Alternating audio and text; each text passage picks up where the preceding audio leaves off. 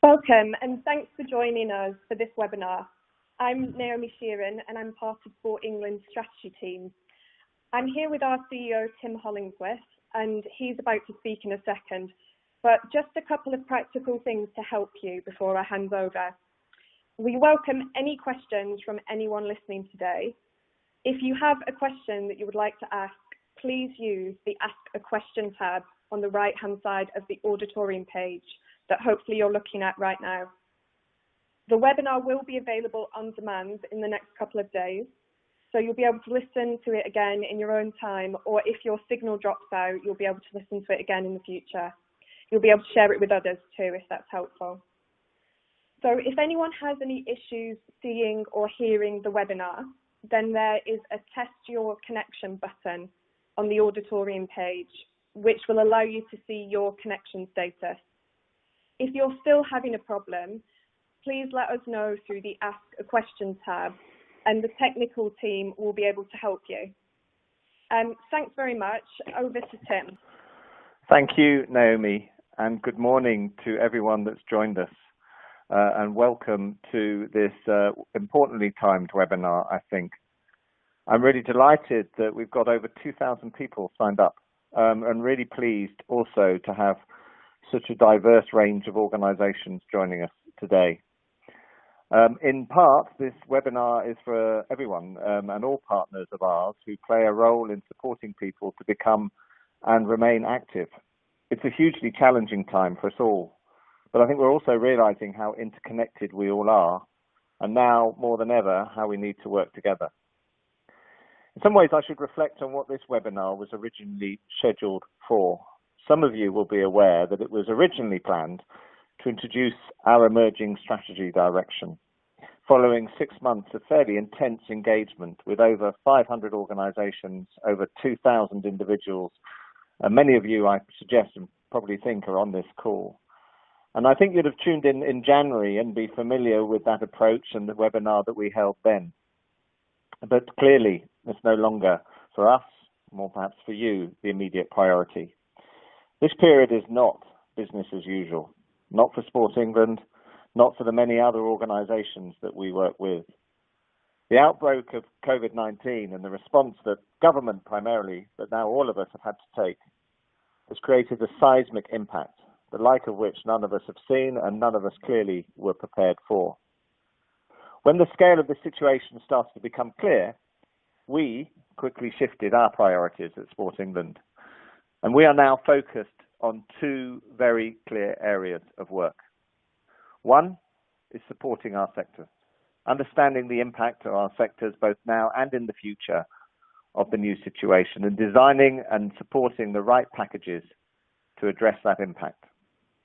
And secondly, our ambition still to keep the nation active, promoting the importance of sport and physical activity, encouraging people to stay active despite this current crisis, and providing the support, the resources for them to do so.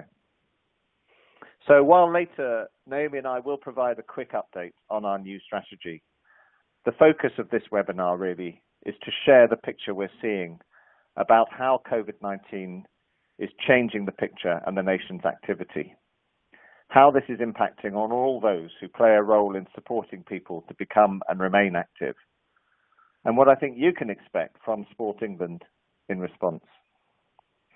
For some of you, again, this content may be reasonably familiar. Indeed, for some of you, I hope it is, because in the past 2 weeks, we've been talking with as many of you as possible to get an early picture of the impacts that you're experiencing, gathering a lot of perspectives to shape the way we respond.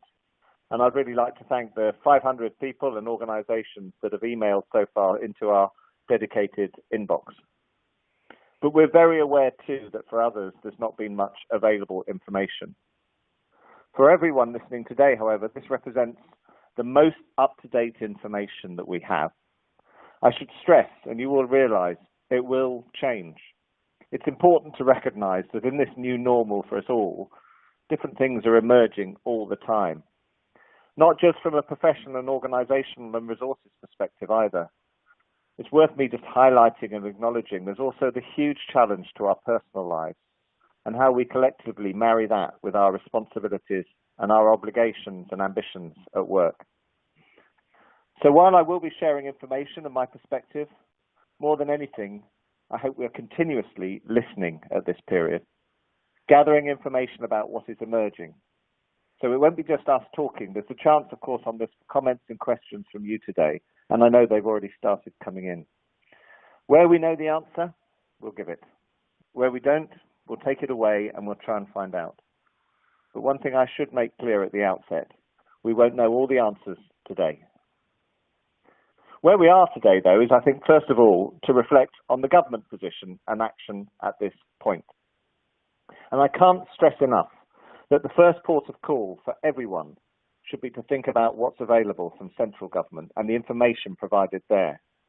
The website is gov.uk, and that's where you're really to go for the most up-to-date information and the largest source of information on economic support.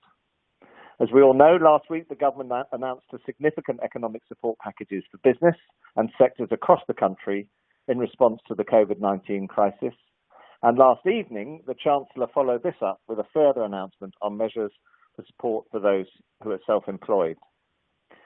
Now, I recognise that this guidance still leaves many questions unanswered, and there is a real need for clarity and interpretation in key areas for the sport and physical activity sector.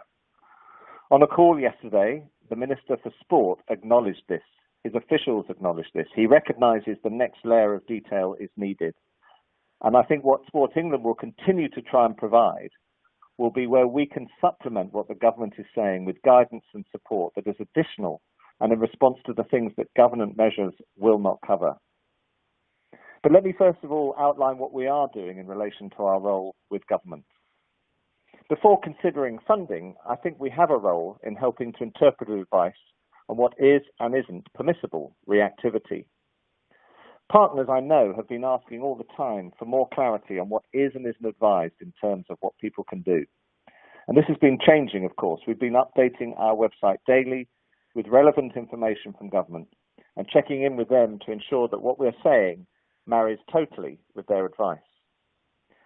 For the avoidance of all doubt, the latest position approved by Public Health England is that you should stay at home, protect the NHS and save lives. This means that there are only 4 reasons that you're allowed to leave your home: for food, for health reasons, for one form of exercise, or essential work, and the government is increasingly now defining the list of essential workers. In any given day, therefore, there is still the opportunity to go outside for one form of exercise. We can still go outside for a walk, a run, a cycle, if we are well enough, and as long as it is on our own or with members of our household. Now, I think you'll join me in thinking that this additional advice was welcome, but it is important that we do it within the confines of the official advice on social distancing, which means staying more than 2 meters from other people and following the advice on general hygiene. Clearly, the most important thing that we can stress is that this guidance must be followed. And if you're going outside to get active, that you should do this locally, staying close to your home and avoiding places where it might be hard to follow the guidelines. I should also outline our role, I hope, in explaining the situation to government and influencing them about the specific help and advice for our partners, and most notably compiling a picture of what the financial ask is around specific sectors. We've been working very hard with officials and with ministers to make the case, along with helping to shape government support schemes to ensure they're suitable. We're also working with industry bodies, for example, UK Active, to make the strongest possible case for specific government support, beyond that which we'd be able to provide directly. An example there is the fitness and leisure sector, and highlighting the crucial independencies that exist between sport, leisure and fitness, and all the partners who play a role in supporting people to become and remain active. I'd also like to highlight our role in making the case to government on how the sports sector can be an important part of the solution. I mentioned just now the opportunity for people to keep active out of the home. We're one of the few countries in the world who have included daily exercise as one of the reasons that you can leave home. And I think it really reinforces the value of staying active to stay physically and mentally healthy, and putting this at the forefront of our minds of the nation. I think lastly, the government is also increasingly interested in how sport and physical activity sector can help create a volunteer network. And we've been impressed, and so has government, by the number of governing bodies and other sports organisations, leisure operators, small clubs, community groups that have sought to provide support to their local communities. The number of people who would normally be volunteering their time and energy in support of sport and physical activity, but are now focused on how they can best help the wider volunteer effort, is rising all the time. At Sport England, we're working closely with volunteer groups like Royal Voluntary Service, the NCVO, and the British Red Cross to support their lead role in coordinating this. And we've also been using our own channels to push messaging about the opportunity and the need to volunteer, including one yesterday to the 1.35 million people that are registered to receive the Be Inspired newsletter that originated out of London in 2012. I'm really grateful to everyone on this call who, either personally or through their organisations, is helping to be part of that volunteer movement. So if that's the situation with regards to our engagement with government, let me just spend a little while just explaining what I think you're telling us as a sector. What we've heard, what we've learned, what we've thought over the past 2 weeks about the challenges that are being most commonly faced, but also the opportunities that are here now around innovation and greater collaboration. The picture at the moment that we all can see, is stark. Sporting events cancelled nationally, locally, globally even. Clubs, gyms, leisure centres all closed. Clubs and community groups shutting their doors, children and young people out of their schools. A nation with completely different daily lives and therefore completely different routines and habits. We've heard much from you about the way this is impacting. The recognition of the short-term, immediate cash flow and income challenges that people are facing. There are concerns that we've heard about ongoing financial sustainability, not just immediately, but in the future. An unknown duration of the situation, the complexity of dealing with ongoing uncertainty and continued loss of income, with a specific concern from organisations, many of you who would usually depend on the coming spring and summer months for significant income generation, whether that's subscriptions and membership renewals or fundraising or events that are happening. And then lastly, it's worth thinking about the longer term too, and just the sustainability of what we were all working so hard towards in terms of consumers, the public, changing their habits permanently and not returning to what they were doing before, or even not returning at all. There is an anxiety about that, about how we can all prepare for the long-term change that this period will potentially produce, and the changes this could make to both our strategies and our business plans. But I think what we need to focus on now is what we at Sport England think we can actively do to help with our people, with our skills, and with our resources. But I would say first that many organisations have also been quick to tell us about the opportunities that they are seeing in this to respond. And a thank you to many of you who, despite being under an immense amount of pressure, are also thinking about how you might reimagine your delivery and be genuinely innovative at this point to try and help keep the nation active during this time. I'd like to recognise the incredible overall response to this challenge from across the sector. Incredible agility and innovation. I mean, the examples of getting classes online in a matter of days, for example, to enable home workouts. There is a positive here that we can address for all of us. How this different current situation is making us all think, work and behave differently. And I will return to this in a moment. And I should reiterate that the situation is changing fast, and some of the concerns are already being tackled by the government's interventions when it comes to funding. We will direct partners to the relevant schemes offered by central government first and foremost, and recognise there is a need to continue to push hard for the clarity for our sector that I mentioned earlier. I'm pleased actually now that there is a dedicated team within the Department for Culture, Media and Sport, collating questions that they can then put to the Treasury in this regard, so that where we think there is doubt or where there is not clarity around what government funding can be for, those questions can be properly asked and the Treasury potentially can quickly respond. So we've done a number of things already, and the first decision that we have taken as Sport England is where we are working with funded partners to provide all of you with the assurance that you will not be held to your existing targets and KPIs, and you can treat your funding from Sport England genuinely, flexibly, to help maintain your organisations and your business. That remains absolutely in place from the moment that we communicated it out at the start of last week. The principle of this, frankly, is one of survival. We would hope and expect that you, our partners, would use the resources to ensure that you're in the best possible shape to see out this period. And we want to empower organisations who are already thinking about and holding the answers to do what is needed to support the sector and to keep people active.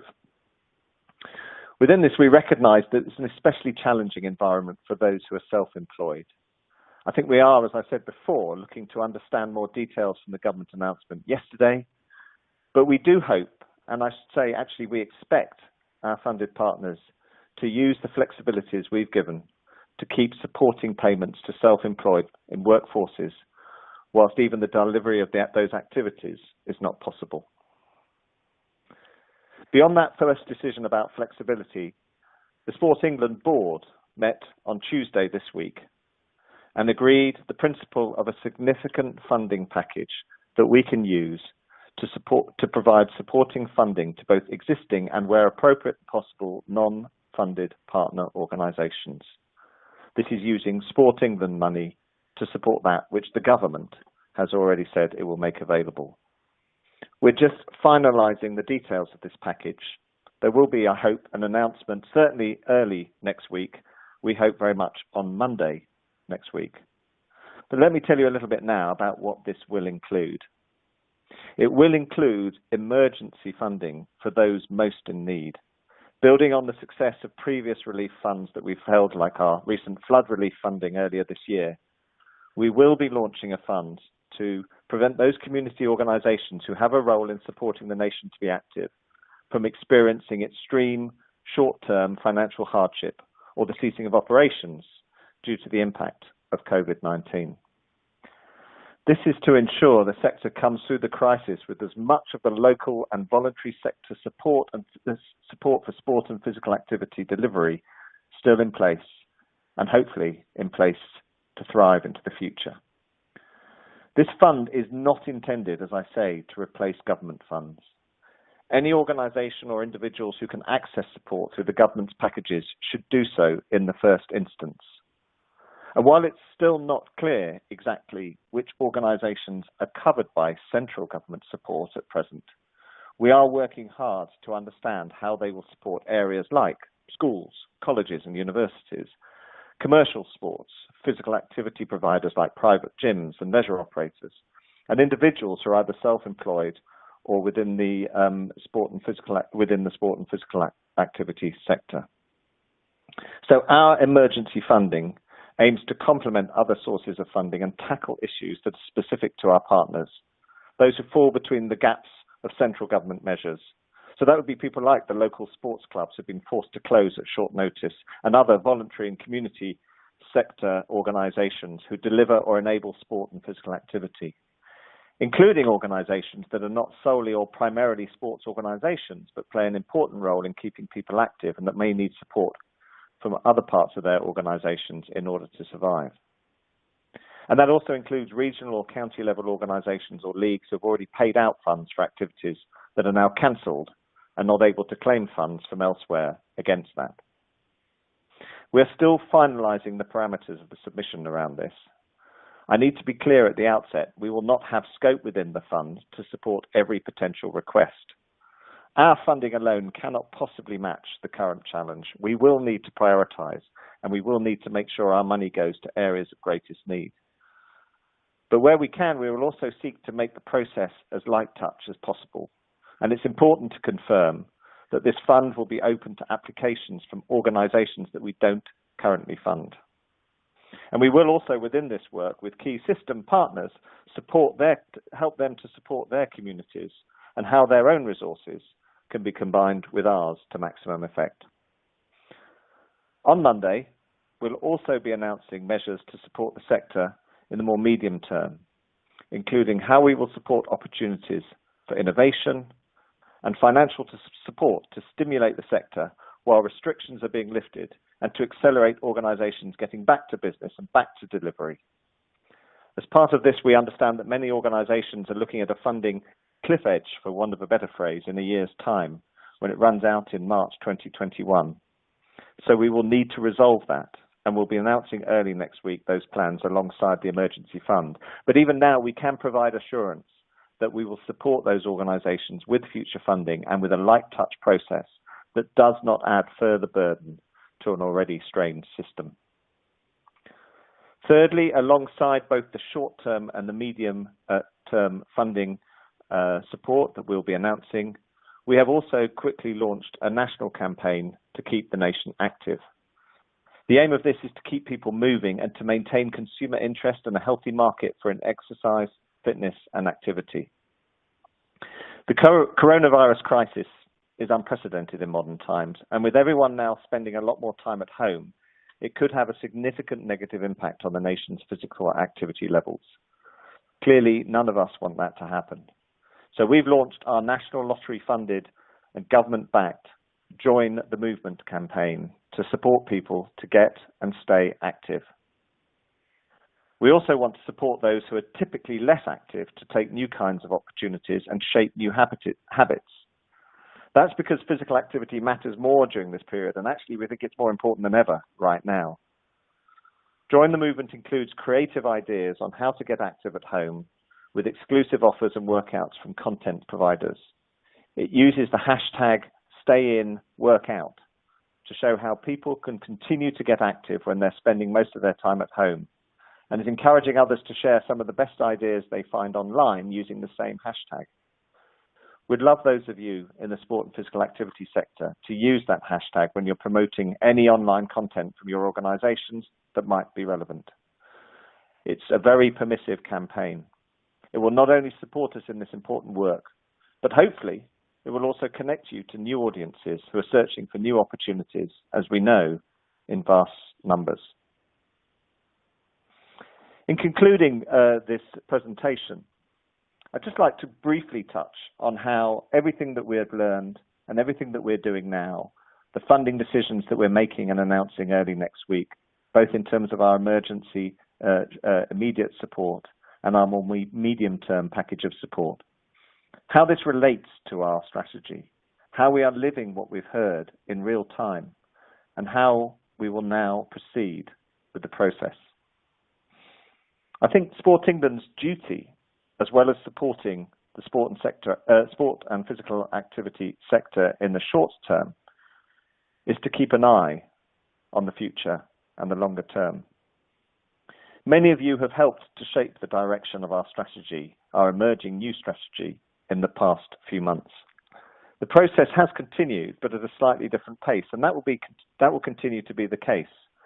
And we know that we will now need a strategy for a new reality, and that's something that none of us can quite picture yet. Practically, we've now reached the point where we've summarized the messages that we've heard from our colleagues, our partners, and potential partners about what matters to them. And we've outlined the direction that we believe that this takes us in as an organization. We think that this remains very relevant, and we plan to share all this as a framework, but probably not now towards the end of next month, to do justice to the time and work that many people have contributed to the process so far, and crucially because it does provide a framework for the way we should respond to this current situation, how we should be behaving as Sport England, how we as a sector can be behaving all together, and how we can plan together for our recovery from it. I think many of you following this process will know that we had originally planned the next phase, April to September, as one of intensive engagement with partners and contacts, during which we will test our ideas, agree specifics about how we would work together, and finalize the strategy. As I've hinted at just now, this is not now feeling right, does not seem to be appropriate. We'd still like to engage with our partners and our potential partners about our next strategy, but we're not going to be asking you to engage in discussions about our future strategy over the next few months. Instead, rather, we expect to start those conversations up again from around about, let's say, June this year, but we'll see as the next few weeks pan out. Because then we hope we'll be at a time when we and you will have a clearer perspective about the scale and the nature of the long-term work that we need to do together. Now, that is our current timeline, but as I say, we may need to revise this. Clearly, therefore, it will no longer be possible or indeed appropriate, I think, to publish our next strategy in September this year. But we are still absolutely working towards having a new strategy in place by the end of what we consider to be our current funding cycle in March 2021. Now, it doesn't stop the thinking and how we might develop our ways of working, which is being shaped, as I say, in real time through this current situation. So please do, finally, keep sharing information. We really need that information that you are sharing with us about the challenges and the opportunities you are seeing. It helps us to give the right information and make the case to government. It's also been very, very important for us shaping our own thinking about our response. And it will, where appropriate, help us think about the future and how strategically we work together as we seek to not only rebuild, but drive forward the system and our work together. So I hope, notwithstanding the glitch that we had, that the update that I've given now has been useful. I know there are many questions coming on. In conclusion, I can say at Sport England, we are all very conscious of the huge challenge that is being faced by our sector and by the amazing, dedicated people that work in it. As Chief Executive, I am particularly aware of the responsibility we carry now to support you in a way that ensures you are able not just to survive the current crisis, but be in position to thrive again in the future. Because thrive, we must. Being physically active is a fundamental part of who we are and can impact so positively on our physical and mental health and our well-being. Sport matters. It binds us. It brings us joy. It teaches us about ourselves and others. It defines our identity and our sense of nationhood. Its absence now is keenly felt, but its return will be crucial to our recovery and our sense of ourselves. Everything you do is part of that. You are part of a movement, and we know when we move, we are stronger. Thank you very much indeed for listening. Thank you indeed for those that have had to either put up with the technology or joining us late. As I say again, there will be the chance to listen back to this in full when it has been edited. But for now, I'm going to hand over back to Naomi to talk through what can happen next for the remainder of this webinar. Thank you, Naomi. Thanks, Tim. We have about 10 minutes of our scheduled time left, and we know that lots of people will have other commitments. So we're not going to manage to get through all of the questions in that time, but we will do 10 or 15 minutes of questions for anyone who can stay on the line. So we've got a few through, and the first ones to start with, I think, are a group of questions about, quite practically, how can I find out if I'm eligible for the funding, and any indication on the range in terms of the grants that you will offer to each organisation? Yes, I'm very conscious that there would be a lot of questions around this. The best and most simple answer I can give to everyone is to acknowledge that for all the wider context of our ambition, we know that right now there will be the keenest interest in the ability to access resources. We are very actively working to finalise those parameters. We will be announcing them early next week. It's not a position that I can take now. I have an idea, clearly, of what it will look like. But if I start to say that now, we need to make sure that we have the confidence that we can deliver on our promises. And we want to be able to be in position to do that when we announce. So we will be looking to put out not only the totality of what we consider to be our support on Monday to the sector as a whole, which includes all the flexibilities that we've currently offered, which includes our sense of how we can make sure that existing funded partners don't face a future cliff edge because funding is no longer available, because new partners who are looking for some support can feel connected to the opportunity. All of this needs to be considered in the round. So the only answer that I can give that is honest to the questions that are being asked around, what does it look like? How much will it be? How can I access it? What are the parameters?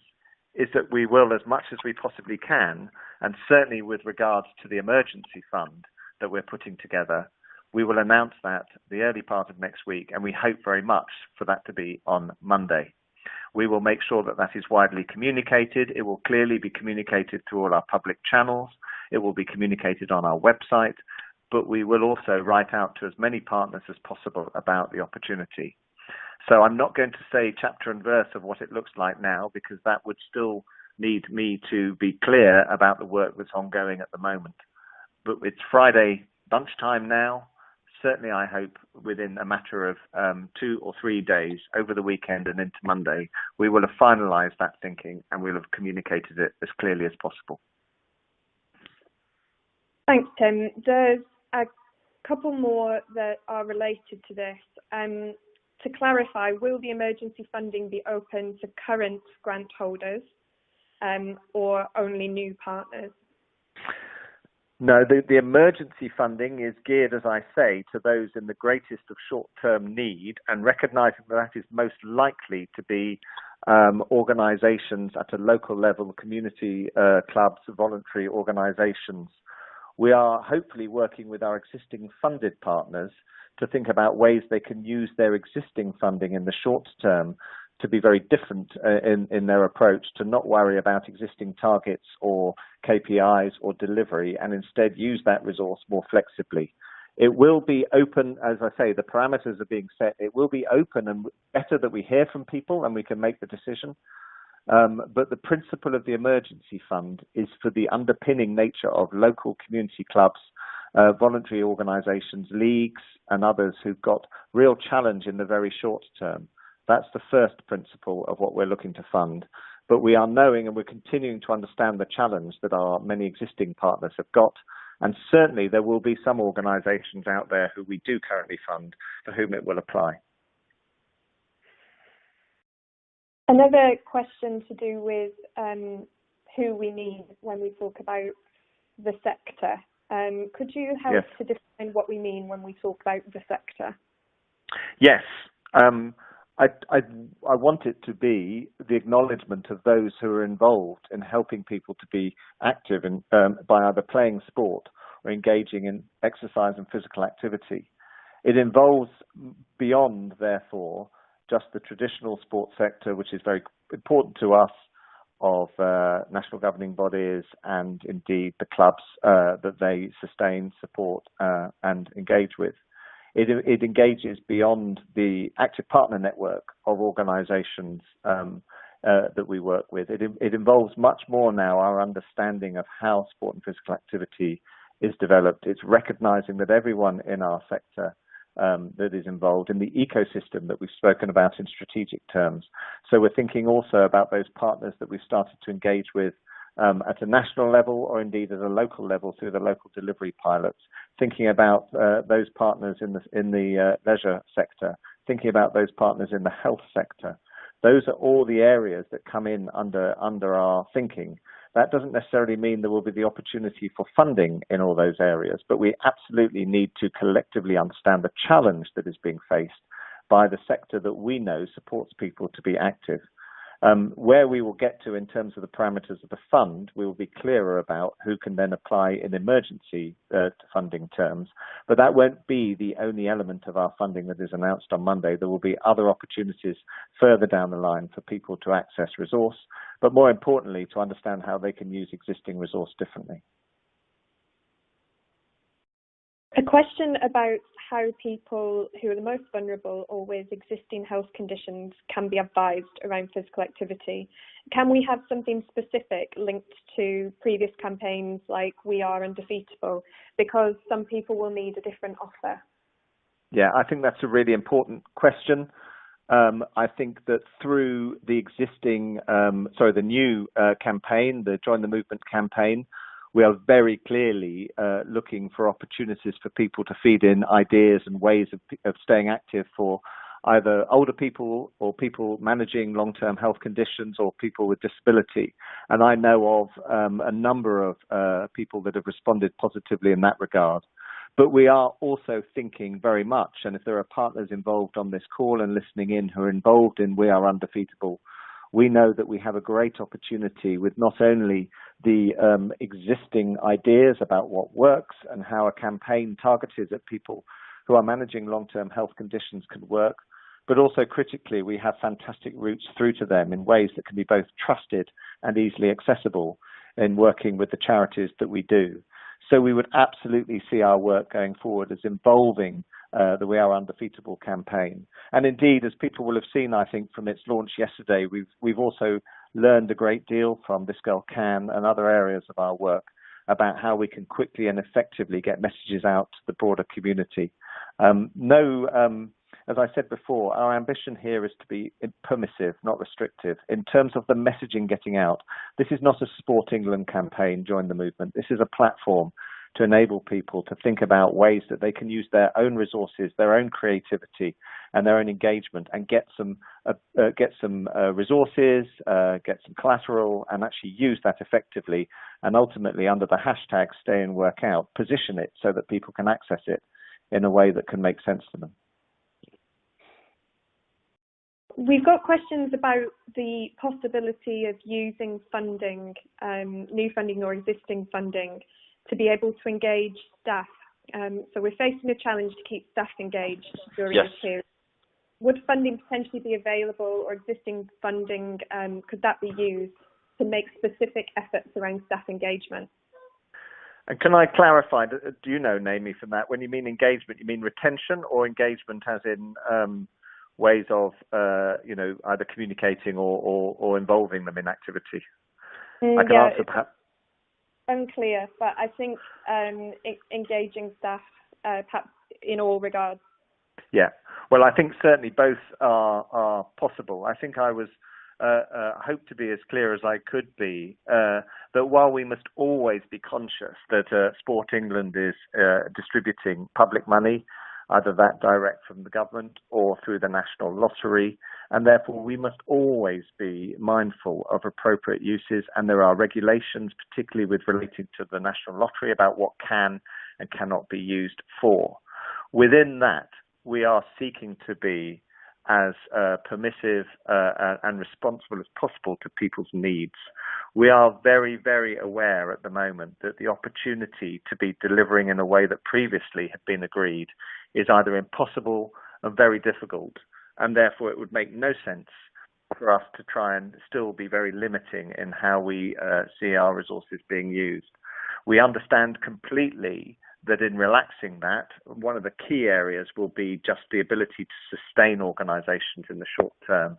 And I think that we would feel both aware and comfortable that if partners came to us saying, this is how we want to use our existing funding, we think it's absolutely necessary to use it to make our organisation be sustainable over the short period of time, that in having that conversation, we can agree how best that can be used. We might also be able to consider, even at this stage, how funding from Sport England could be redirected into ways to be more innovative about reaching out to people.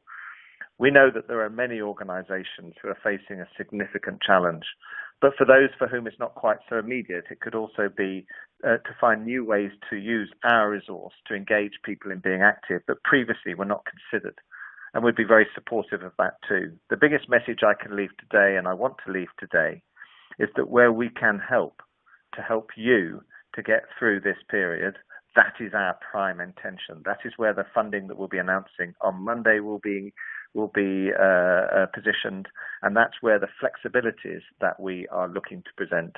We're looking at other options that we can do. We recognise that cash flow is a challenge. So if we can, we'll be looking to where we can improve your cash flow situation if you're an existing partner by maybe front-loading that more than we previously would have done. There are all kinds of ways that we can use our existing resource to help with that engagement. If it's also about the engagement of staff in terms of, programs or activities or methods to engage them in what's going on at the moment, then of course, yes, absolutely. Very often for organisations, your people will be among your most important resource in terms of how Sport England can support you. And we recognise the principal challenge is one of retention. But if it is also about more broadly, then yes, we can answer that positively as well.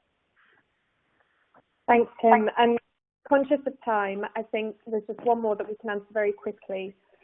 Firstly, thanking Sport England for the approach over the last 2 weeks and asking whether we are still managing to run the Active Lives survey. So for anyone who doesn't know, that's the research that we do to understand how the nation is being active.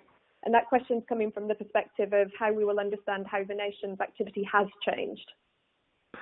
Yes, it's a really good question. Of course, we are going to continue to run the Active Lives survey for precisely that reason. The Active Lives survey is a measure of people's activity. It tells us the story of what we are delivering across the piece.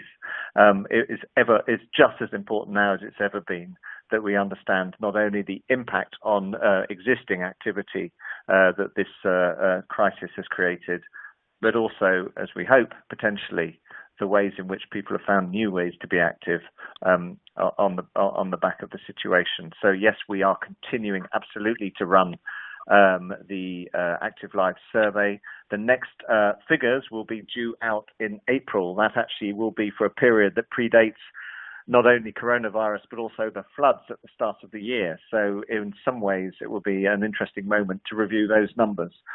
But, we are absolutely aware of the need to continue to progress those areas so we know the picture of what's emerging and know how we can work together in the future.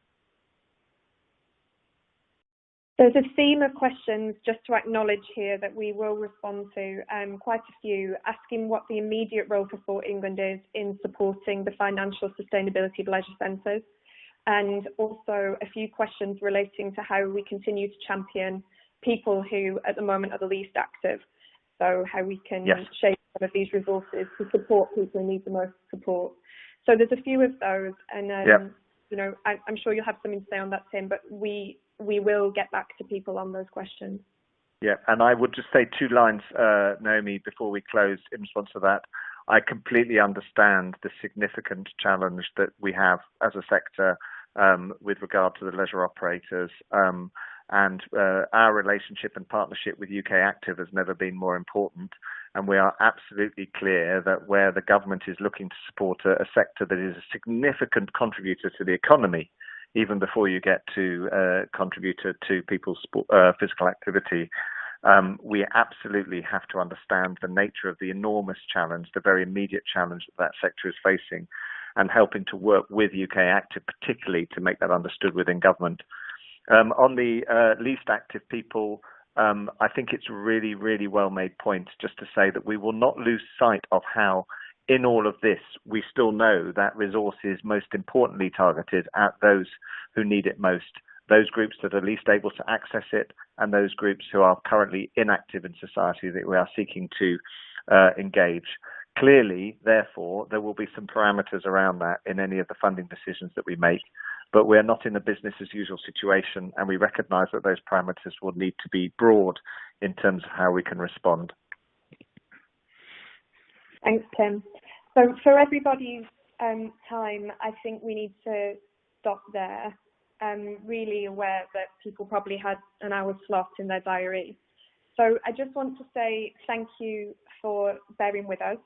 We really hope you found that useful, but I do want to reassure that we will be making the whole uninterrupted webinar available as soon as we possibly can, hopefully today, on demand.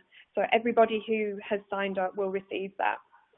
We're going to be sharing further information over the next few days. That will be available through Sport England's website, but we will also be pushing some communications out as well. So thank you. Enjoy the rest of your day and your weekend.